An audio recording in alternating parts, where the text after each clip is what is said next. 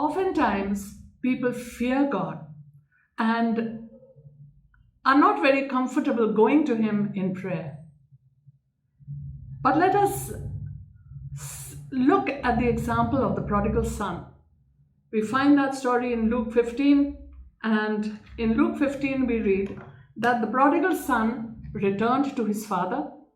It couldn't have been a very comfortable situation for him because it was purely for selfish motives alone.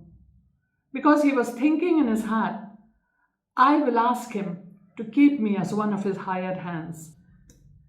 Because he had squandered all of his father's wealth, his inheritance, and he had become poor, he had nothing. So when he realized that what a fool he had been, he repented purely for selfish reasons.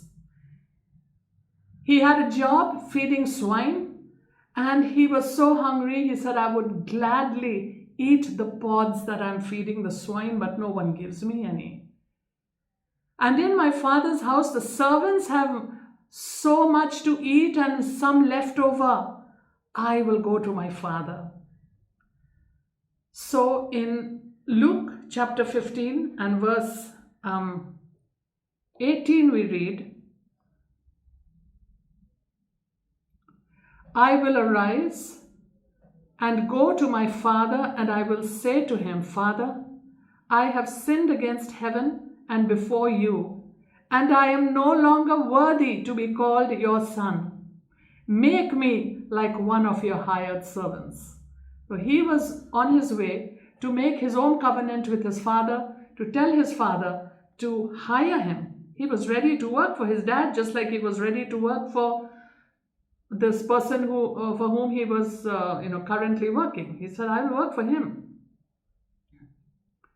Now we know that when the son gave his little speech, the father ungrudgingly and generously reinstated him as the son of the house.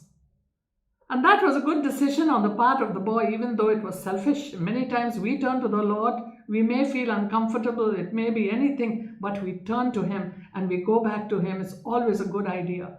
So if you're feeling uncomfortable today, please go back, pray.